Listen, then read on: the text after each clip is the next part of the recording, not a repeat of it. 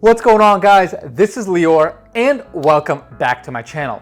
Now, what I thought I would do in this video is talk about why I'm transitioning from investing in, more Class C apartments and multifamily and more into Class B and even Class A apartments. There's a lot of reasoning for this, both from I think a journey of an investor, plus there's a lot of factors in the environment that are making me consider this move. So I thought I would talk about why I started in that segment, why I'm thinking about repositioning my portfolio now, and the strategy behind that. So with that, let's get at it. What's going on, guys? My name is Lior and welcome back to my channel. Now, if this is your first time on my channel, first of all, welcome. Second of all, make sure you smash that subscribe button.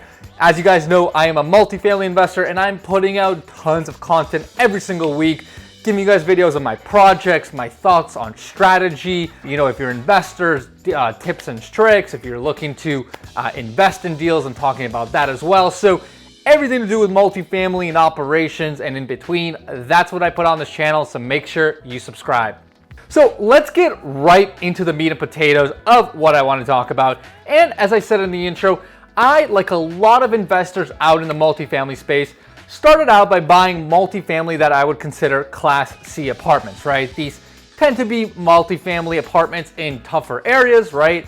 But you're going in there kind of doing a lot of work and obviously trying to reposition the asset from whatever value you can extract. Now, I think this is a really, really common approach, especially for new people, because if you Google and if you read blogs, listen to podcasts, watch videos, that's typically the strategy that it's advertised, right? Is a lot of kind of gurus out there talk about, well, if you want to do a good multifamily deal, find a Class C product, and with some sort of construction and value add, you can turn that those Class C apartments into potentially Class B.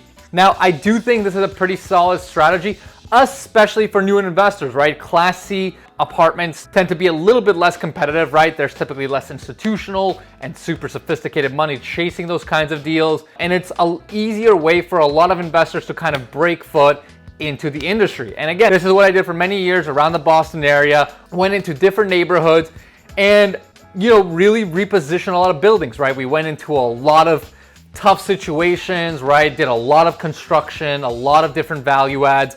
And over the course of time, we were able to stabilize the buildings. Now, what a lot of people don't see though, and the issue with, kind of going with this strategy of investing in Class C and trying to push it up, into Class B and so forth, they don't see the kind of the behind the scenes, right? And the behind the scenes of this kind of strategy is that it is incredibly operationally intensive. It is incredibly financially intensive. And honestly, it is also very emotionally intensive process as well. Look, the amount of crazy situations I dealt with when I was, when we were kind of executing on these deals, I can write literally essays and books on this, right?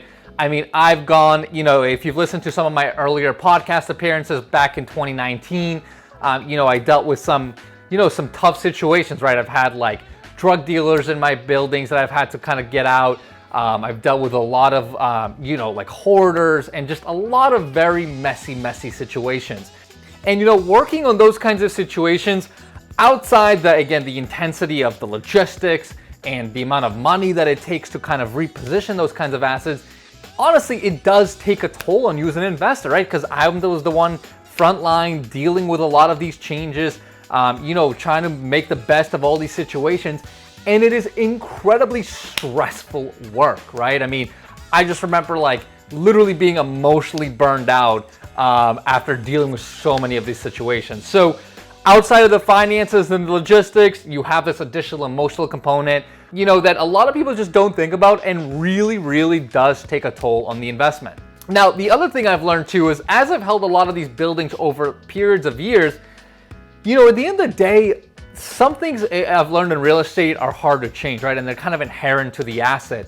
And what I've noticed over these last few years is some of these buildings in, tougher areas, even after stabilization, tend to have a lot of these ongoing issues come back over and over, right? So even for projects where I've already spent hundreds of thousands of dollars renovating apartments, right? I mean, we've created some amazing apartments in a lot of these neighborhoods with new plumbing, new electrical, gut renovated kitchens, baths, floors, everything, right? I mean, these are, we put some of the best product out there, in my personal opinion, in a lot of these neighborhoods, but I've noticed over and over again that a lot of these issues just resurface in this kind of class of inventory. So as I've kind of been going through that, one of the things that I started thinking about probably about a year or two ago was, can we push into the Class B and even Class A of multifamily? Now, again, if you listen to a lot of, kind of your typical books, blogs, and all of that, a lot of the times what you're kind of taught is that, hey, Class A is kind of more reserved for the super wealthy, right? I mean, that's the kind of multifamily that, those with a lot of capital buy, and they're kind of only looking for wealth preservation, not necessarily wealth creation, right? And there's just a lot of these kinds of myths about the higher end real estate and in better locations that, when you are kind of starting out, you believe, right? But as I've been doing more and more digging over the last few years, come to realize that it's actually not the case, right? A lot of these same exact strategies I use in Class C, right, where we did a lot of construction, improved the building, made the community, really made the building a lot better interior-wise for the community. All of those principles apply in Class B and even in Class A real estate, right? So what we've done, and what we kind of strategically have done, is started to kind of reposition the portfolio to acquire more of that higher end inventory, right? Going after Class A, Class B product, not a ride in the park by any means either, right? I mean, there's plenty of headaches that come with that. Obviously, we're dealing with different tenant base, and that's got a whole new set of challenges.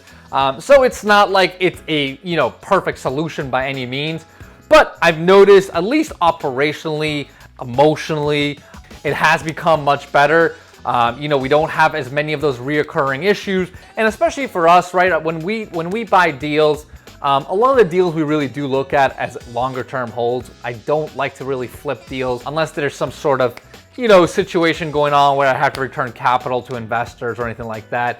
Typically, we like to hold these buildings for longer term, and I really can see myself holding some of these buildings in these better locations, for the longer term, just based on these operational and emotional reliefs. Now, this is especially valid in 2022, right? Because obviously there's a lot of changes going on in the financial environment. Obviously, interest rates have gone up, cap rates are starting to decompress ever so slightly, and I think they're gonna continue to do that.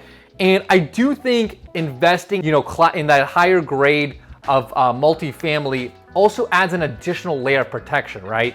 I do think investing in that more stable stuff, maybe the cash flows aren't necessarily as juicy, right? Maybe you can't squeeze that yield as much as if you were in those Class C areas, but I do think investing in these Class A and B grade multifamily will provide that extra protection as we kind of go into a little bit of a period of uncertainty right now, right? Because at the end of the day, a lot of these tenants that rent in Class A neighborhoods, they tend to have more stable jobs, more higher paying jobs. A lot of those jobs are unlikely to be as affected by, by any sort of economic shifts, especially in a market like Boston, right? I mean, that's where we invest, and a lot of our tenants, work in fields like tech, biotech, pharma, healthcare, education, right? I mean, these are staple industries of the greater Boston area, so they're much less likely, I think, to get impacted. Hence, they can continue to pay rent. So I do see it as a more stable play, given where we are currently in the economic cycle.